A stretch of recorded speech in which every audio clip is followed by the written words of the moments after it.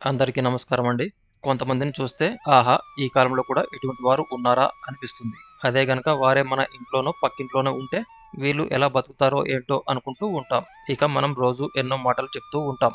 సమాజంలోని వ్యక్తులు అలా ఉండాలి, ఇలా ఉండాలని. కానీ ఆచరణలోకి వచ్చేసరికి మనమే వాటిని కొన్ని సార్లు పాటించడంలో విఫలమవుతూ ఉంటాం. కానీ కొందరుంటారు. ఎటువంటి పరిస్థితుల్లోనూ తాము ఏదైతే సమాజం నుంచి కోరుకుంటారో తాము అలాగే బతుకుతుంటారు.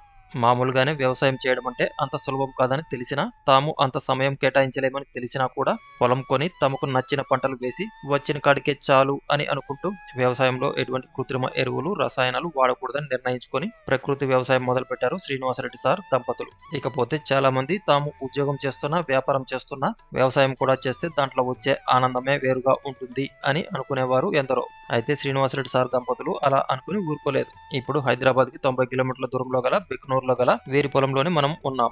మొత్తం 6.5 ఎకరం పొలంలో 2 ఎకరాల్లో ఇక్కడ రకరకాల అరటి చెట్లు, మామిడి చెట్లు, ఉసిరి, సపోటా, పనస, టేకు, వెదురు, కొబ్బరి చెట్లు ఇలా రకరకాల చెట్లు వేశారండి. ఇక మామిడినైతే హై డెన్సిటీ పద్ధతిలో నాటారు. దీన్ని చూసినట్లయితే ఇది దాదాపు ఒక అడవి మాదిరిగా కనపడుతుందండి. ఇక్కడ నాటిన మొక్కలు, చెట్లు సహజంగా పెరగాలనే ఉద్దేశంతో ఇలా పెంచుతున్నారండి. పంట ఎంతైనా రానివ్వండి. వచ్చిన కాడికే మాకు చాలు అని అనుకునేవారు ఎందరుంటారు చెప్పండి. తమ దగ్గర ఎన్ని డబ్బులున్నా ఇంకా కావాలనుకునే రోజుల్లో ఇలా వీరిలా ఉండడం అరుదనే చెప్పాలి. ఇక్కడ చూసినట్లయితే చెట్ల నుంచి రాలిన ఆకులు సహజ మల్చింగ్‌గా ఉండి ఎండాకాలంలో కూడా గడ్డి పచ్చిగా కనపడుతుందండి.